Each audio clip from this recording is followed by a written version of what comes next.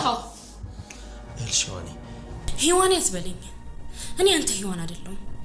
ብታውቅ አንተን ያወቅኩበትን ቀን ምን ያህል እንደምረጋ። ሔዋንና ዳዊት በከባዱ ተጣልተዋል። በመካከላቸው ከባድ ችግር ተፈጥሯል። ችግሩን የፈጠረው ደግሞ የገዛ ወንድሟ ናኦድ ነው። እንግዲህ ዳዊትም ሔዋንን ዋሽቷታል። ናኦድ ለሔዋን የድምፅ ማስረጃ አስረግጧታል። አቶ መሰለ ከኮማ ውስጥ እንደወጣ ሉሊት ስታቅ በድንጋጤ ወድቃለች። ሰላም ጤና ይስጥልኝ የተከበራችሁ ውድ ቤተሰቦቼ እንዴት ናችሁ? ደህና ናችሁ? እኔ እግዚአብሔር ይመስገን በጣም ደህና ነኝ። ሁላችሁም በያላችሁበት እንደየሰዓት አቆጣጠራችሁ ሰላማችሁ ብዘት ትረፍርፍ ይበልኝ። ሙስሊም እህት ወንድሞቼም ሰላም ብያለሁ። ዛሬም እንደተለመደው ባሏ ሙሽራ ይዞ የመጣባት ሚስት ወይም ትንሿ ሙሽራ ተከታታይ ድራማን ቀጣዩን ክፍል ይዤላችሁ መጥቻለሁ። ታዲያ ውድ ቤተሰቦቼ ለዚህ ቻናል አዲስ የምትመጡ ሰብስክራይብ አድርጉ፣ ነባሮች ደግሞ ላይክ እያደረጋችሁ ቪዲዮን እስከ መጨረሻው ድረስ እንድትከታተሉት በአክብሮት እየጋበዝኩኝ ቀጥታ ወደ ቪዲዮ እንሄዳለን። እንግዲህ ቅድም እንደነገርኳችሁ ባለፈው ክፍል የሔዋን ወንድም መጥቶ እንግዲህ ዳዊትንና ሔዋንን እንዲጣሉ አድርጎ ነበረ። ነገር ግን ወንድሟን አግኝታ ሰላም ካለችው በኋላ ናኦድ ለሔዋን ለምንድን ነው እንዲህ ሆንሽው? ለምንድን ነው የተውሽኝ? ለምንድን ነው ያልፈለግሽኝ ብሎ ሲጠይቃት ወንድሜ እኔ አንተን መተው አልቻልኩም፣ መቼም ቢሆን አልተውክም። አንተ እኮ ማንም የለኝም፣ የእናቴ የአባቴ ቅርስ ነህ። ስለዚህ እኔ ትቼህ አይደለም። በመሞትህ ሞቷል ሲባል ምን ያክል እንዳዘንኩ እኔ ነኝ የማውቀው። ስለዚህ ታዲያ አሁን እኔና አንቺን የሚያለያየን ትልቅ ነገር አለ ማለት ብላ ስትጠይቀው ዳዊት ነው የገደለኝ ሲላት ሔዋን በድንጋጤ ትንበረከካለች። በጣም ትደነግጣለች። ከዛ ቆይ እንዴት? በምን ምክንያት? ለምን ሄደሽ ራሱን አትጠይቂውም? ምክንያቱም የሞተው ሰው የተባለው ዛሬ ስላለ፣ ስለዚህ ሄጅና አይኑን እያየሽ ዳዊት ናኦድን ማን የገደለው ብለሽ ጠይቂ ይላታል። እሷም እንግዲህ በፍጹም እሱ እንደዚህ ያደርግም ብላ ብትከራከርለትም ሄዳ ወደ ዳዊት ተስማምታ በሀሳቡ ዳዊትን ለመጠየቅ ወደ ቤት ትሄዳለች። እሷም ዳዊትም እንግዲህ ስልክ እያወራ ስለ ናኦድ እያወራ ሔዋን ትደርሳለች። ሔዋን በዛን ሰዓት ስልኩን ሲዘጋ ለምን ትዘጋለህ ስልኩን? ለምንድን ነው የምትዘጋው? ቆይ አንተ ምን አይነት ሰው ነህ? አንተ ጨካኝ አረመኔ ነህ፣ የሰዎች ደስታ የሚያስደስትህ አስመሳይ ነህ ብላ ዳዊትን ሙልጭ አድርጋ ትሰድበዋለች። ከዛ በዛን ሰዓት እኔ ምንም የዋሸሁሽ ነገር የለም፣ አላዋሸሁሽም። እንደዛ ቢሆን ኖሮ ወንድምሽ ባለውለታው ጓደኛው ጥሩ ቤተሰብ ነበርን። የተበከለ ጭንቅላቱን ይዞ መጥቶ ዛሬ እንደዚህ ባላለሽ ነበር። ስለዚህ ምንም ነገር አልዋሸሁሽም ስላት ሔዋን እኔ አንተ ሔዋን አይደለሁም ሔዋን ያትበለኝ ስትለው እሱም እምልሻለሁ እሺ በቃ ብሎ በሀሳቡ ተስማምቶ በልጁ ይምላል።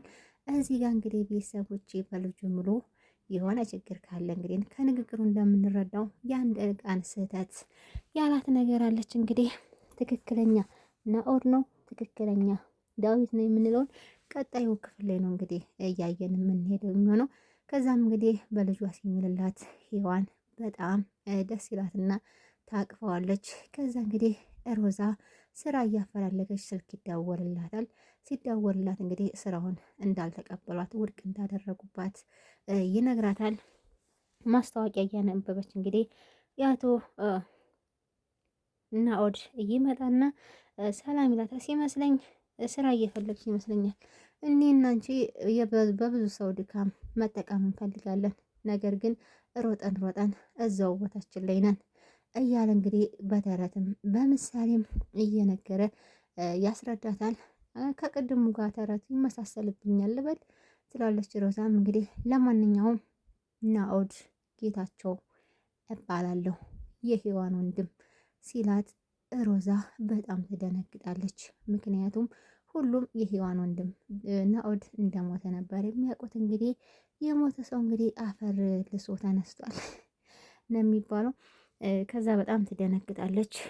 አይዞሽ አትደንግጪ፣ ለማንኛውም እኔም ስራ እየፈለግኩ ነው። ምንድን ነው ስራ የምትፈልገው ሲላት፣ ሴኩሪቲ ሲላት፣ ማለት እያሾፍክብኝ ነው እንዲህ ሲላት፣ ጥይቱን ወይ ደግሞ ሽጉጡን ከኮቱን ከፈት አድርጎ ያሳያታል። በነገራችን ላይ ጥሩ ተኳሽ ነው ብሎ ያስረዳታል። እሷም በድንጋጤ ታየዋለች። ተያይዘው እንግዲህ ስለ ዳዊት ተንኮል፣ ስለ ዳዊት ክፋት በደንብ አድርጎ ይነግራታል። በዛን ሰዓት እንግዲህ እሷ የሔዋንን ደካማ ጎን አገኘው ብላ ቀጥታ ወደ ቤቷ ትሄዳለች። በር ስታንኳኳ እንግዲህ ሔዋን ትከፍትላታለች። ከዛ እንግዲህ ሔዋን ከፍታ ለማንኛውም እንዴ ሮዛ እንዴት መጣሽ ዛሬ እንዴት መጣሽ ብላ ስጠይቃት፣ አይ እኔ እንኳን የመጣሁት ያንቺን ደስታ ለመካፈል ነው። ማለት ስለምንድን ነው የምታወሪው? ወንድምሽ እኔ እንዳለመታደል ሆኖ ዛሬ እናቴን አጥቻለሁ። እናቴ ከጎኔ ሆና አሁን ባገኛት ምንኛ በታደልኩ። ብቻዬን በሀዘን ተቀምጫለሁ። ስለዚህ አንቺ ደግሞ ፈጣሪ ያድሎሻል።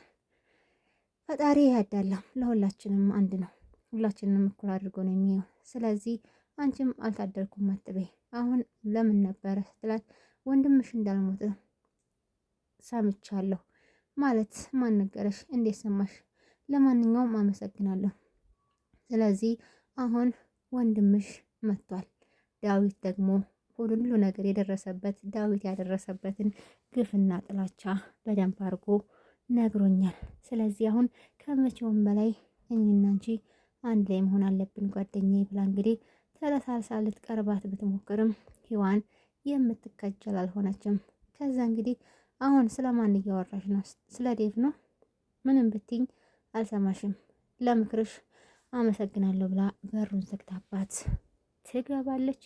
ከዛ እንግዲህ ከዚህ በኋላ አንድ ባንድ ከቤት አስወጣችሁ እንደጣላችሁኝ አሁን ሰዎች እርቦኛል፣ ጠምቶኛል፣ የሰው ፊት እንዳያደርጋችሁኛል።